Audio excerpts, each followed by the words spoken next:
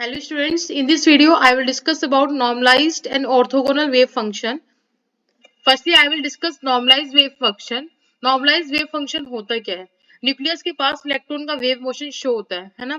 तो जब इलेक्ट्रॉन का वेव मोशन वहां पे शो होगा तो प्रोबेबिलिटी जो होती है इलेक्ट्रॉन को फाइंड करने की वहां ही ज्यादा मैक्सिमम होगी। तो अगर हम किसी एक पर्टिकुलर पॉइंट पर इलेक्ट्रॉन की प्रोबेबिलिटी फाइंड करें तो कुछ ना कुछ प्रोबेबिलिटी आएगी। ऐसे अगर हम डिफरेंट डिफरेंट पॉइंट्स पर स्पेस में प्रोबेबिलिटी फाइंड करें इलेक्ट्रॉन की कुछ ना कुछ प्रोबेबिलिटी तो होगी हर एक पॉइंट पर। तो ओवरऑल प्रोबेबिलिटी अगर हम देखें स्पेस में अगर वो यूनिटी के इक्वल है तो उसी को हम क्या बोलते हैं normalised wave function. A wave function psi is said to be normalized if the probability of finding an electron somewhere in a given space is unity। कि एक वेव फंक्शन को हम नॉर्मलाइज कब बोल सकते हैं जब उसकी प्रोबेबिलिटी जो होती है इलेक्ट्रॉन को फाइंड करने की किसी भी गिवन स्पेस में अगर वो यूनिटी के इक्वल होगी तो this is called a normalized wave function। A wave is said to be normalized if it satisfy the above equation। Wave हमारी नॉर्मलाइज कब होगी जब वो सेटिस्फाई करेगी किसको अबव इक्वेशन को। अबव इक्वेशन क्या हमारी कि जो ये पूरा एक्सप्रेशन है ये किसके इक्वल होना चाहिए वन के यूनिटी के। मैथमेटिकली अगर हम देखें तो इंटीग्रेट करेंगे minus infinity to plus infinity psi square d tau is equal to 1। और इसी एक्सप्रेशन को हम दूसरी वे से लिख सकते हैं शो कर सकते हैं कि integrate minus infinity to plus infinity psi square as it is d tau की जगह हम dx dy dz इसको यूज कर सकते हैं equal is equals to 1। dx dy dz के वॉल्यूम एलिमेंट है ये ऑलरेडी मैंने प्रीवियस वीडियो में आपको एक्सप्लेन किया था श्रोडिंगर इक्वेशन के टॉपिक में कि वॉल्यूम एलिमेंट क्या होता है कि जब भी अगर आपको किसी भी एक पर्टिकुलर डायरेक्शन में अगर आपको x डायरेक्शन में इलेक्ट्रॉन की प्रोबेबिलिटी फाइंड करनी है तो आपको x कोऑर्डिनेट की नीड होगी similar to y axis and similar to z axis. Okay, अगर कंडीशन है कि psi is imaginary and not real, अगर कंडीशन ये है कि साई इमेजिनरी है एंड नॉट रियल तो वहां पे हम साई स्क्वायर को रिप्लेस करके साई स्टार हम यूज करते हैं d tau is equal to 1। तो यहाँ पे साई साई स्टार क्या होता है कॉम्प्लेक्स कॉन्जुगेट होता है किसका साई का। ये मैंने ऑलरेडी बताया था कि साई अगर इमेजिनरी होता है तो वहां पे कॉम्प्लेक्स कॉन्जुगेट यूज करते हैं उस साई का। तो ये क्या है साई स्टार कॉम्प्लेक्स कॉन्जुगेट है where psi is a normalized wave function। psi क्या है normalized wave function। तो this is a called a real condition। अगर psi जब real होगा तो ये वाला एक्सप्रेशन शो होगा और जब psi imaginary होगा तो हम ये एक्सप्रेशन शो करेंगे। नेक्स्ट आता है normalisation constant. Normalisation constant what is norm, सबसे पहले नॉर्मलाइजेशन कांस्टेंट होता क्या है, ठीक है, उसको समझने से पहले हम इसकी इंपॉर्टेंस समझेंगे। तो नॉर्मलाइजेशन कांस्टेंट की अगर हम बात करें तो साई स्क्वायर जो होता है या फिर जो साई स्टार होता है वो प्रोपोर्शनल होता है बट इक्वल नहीं होता किसके प्रोबेबिलिटी के ऑफ फाइंडिंग करने के इलेक्ट्रॉन को इन अ गिवन वॉल्यूम एलिमेंट के अंदर। ठीक है, कहने का मतलब क्या है कि अगर हमें क्या नाम है साई स्क्वायर या फिर साई स्टार अगर आप रियल और इमेजिनरी दोनों का किसी का भी केस ले रहे हैं तो उसमें प्रोपोर्शनल तो है वो प्रोबेबिलिटी के इलेक्ट्रॉन की बट वो इक्वल नहीं है। ठीक है ना, किसमें इन गिवन वॉल्यूम एलिमेंट के अंदर। तो अगर आपको किसी भी वेव फंक्शन को नॉर्मलाइज करना है तो आपको उसके लिए क्या करना पड़ेगा every acceptable wave function can be normalised by multiplying it by an appropriate constant known as normalization constant। अगर आपको किसी भी एक्सेप्टेबल वेव फंक्शन को नॉर्मलाइज करना है तो आपको मल्टीप्लाई करना पड़ेगा एक एप्रोप्रिएट कांस्टेंट से। उस कांस्टेंट का नेम क्या है नॉर्मलाइजेशन कांस्टेंट। इसको डिनोटेड किससे करते हैं कैपिटल एन से। ओके, तो let us consider a normalized acceptable wave function psi which can be normalized by multiplying it with normalization constant n। अगर हम कंसीडर करें कि एक अनॉर्मलाइज्ड एक्सेप्टेबल वेव फंक्शन है psi, अगर हम इसको नॉर्मलाइज करना है तो हम मल्टीप्लाई करेंगे नॉर्मलाइजेशन कांस्टेंट n से। by determining the value of n we can normalize the acceptable wave function as shown below। अगर हमें वैल्यू n की डिटरमाइन करनी है तो हम नॉर्मलाइज कर सकते हैं एक्सेप्टेबल वेव फंक्शन को, है ना। अगर हम n की वैल्यू को डिटरमाइन कर लें तो हम नॉर्मलाइज कर सकते हैं किसको एक्सेप्टेबल वेव फंक्शन को।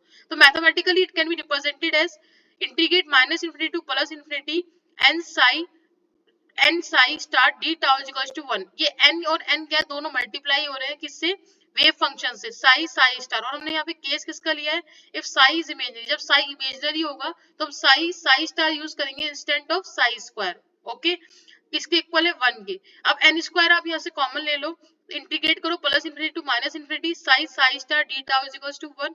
n स्क्वायर को आप किस तरह से लिख सकते हो 1 इंटीग्रेट में ये डिवाइड में चला जाएगा। यहाँ से आपकी n इज इक्वल टू इसकी वैल्यू आ जाएगी 1 divided by under root integrate minus infinity to plus infinity psi star d tau. तो this is called a normalisation constant. आप इस तरीके से नॉर्मलाइजेशन कांस्टेंट को फाइंड आउट कर सकते हो। देखो मैथमेटिकली तो आप इतना ही रिप्रेजेंट कर दो बट अगर आपसे कोई भी न्यूमेरिकल क्वेश्चन आए तो उसमें आप नॉर्मलाइजेशन कांस्टेंट की पहले ऐसे वैल्यू निकाल लो, जिस फॉर्मूले को यूज करके आप नॉर्मलाइजेशन कांस्टेंट की वैल्यू निकालो, देन आप उसमें उस एक्सप्रेशन को, इस नॉर्मलाइजेशन कांस्टेंट जो आप फाइंड आउट करोगे उसको मल्टीप्लाई कर दो वेव फंक्शन से, तो वो वेव फंक्शन, वो जो वेव फंक्शन होगा वो हमारा क्या हो जाएगा, नॉर्मलाइज हो जाएगा। तो this is all about normalisation constant. Next is orthogonal wave function. तो firstly what is orthogonal wave function? अगर हम ऑर्थोगोनल वेव फंक्शन की बात करें तो ऑर्थोगोनल वेव फंक्शन क्या होता है कि स्पेस में इलेक्ट्रॉन का वेव मोशन होता है, ये हमें पता है। तो जो स्पेस में इलेक्ट्रॉन का वेव मोशन होता है तो वहां पे क्या होता है कि जो एक पर्टिकुलर वेव फंक्शन होता है, पर्टिकुलर वेव फंक्शन जो होता है डिफरेंट होता है from all other wave function in a space. मतलब जितने भी स्पेस के अंदर ऑल जितने भी अदर जो हमारे वेव फंक्शन जो हमारे प्रेजेंट है, उससे क्या होता है एक पर्टिकुलर जो वेव फंक्शन होता है वो हमारा क्या होता है, डिफरेंट होता है। मींस आपने कंडीशन पढ़ी होगी श्रोडिंगर इक्वेशन में, एक्सेप्टेबल वेव फंक्शन एक वो होता है जिसकी एक सिंगल वैल्यूड होती है, इंडिपेंडेंट होता है, और एक वो यूनिक होता है। तो वो जो कंडीशन है वो सेटिस्फाई करती है ऑर्थोगोनल वेव फंक्शन को, कि ऑर्थोगोनल वेव फंक्शन में भी एक पर्टिकुलर एक वेव फंक्शन ऐसा होता है इलेक्ट्रॉन वेव मोशन के पास, न्यूक्लियस के पास, कि वहां पे क्या होता है कि जो मतलब कि वो पूरा डिफरेंट होता है ओवरऑल किससे, क्या नाम है, जितने भी अदर वेव फंक्शंस हमारे प्रेजेंट है, मतलब कि वो इंडिपेंडेंट होता है। इंडिपेंडेंट मतलब कि साई वन और साई टू जो होता है वो एक दूसरे के ऊपर डिपेंड नहीं करेगा। ओके, तो two wave functions are orthogonal if the integral of their product overall space is zero. तो दो वेव फंक्शंस कब ऑर्थोगोनल होंगे, जब वो इंटीग्रल जो होगा उनका प्रोडक्ट का वो किसके स्पेस में, ओवरऑल स्पेस में किसके इक्वल होगा, जीरो के। तो आप देख सकते हो integrate minus infinity to plus infinity psi one psi two d tau is equal to one. तो साई टू और साई वन दोनों क्या है, एक बिल्कुल डिफरेंट वेव फंक्शंस है। मींस कि दोनों एक दूसरे के ऊपर डिपेंड नहीं करते, दोनों क्या है, इंडिपेंडेंट है, ठीक है, यूनिक है, सिंगल वैल्यूड है। तो where psi one and psi two are two different wave functions of same system.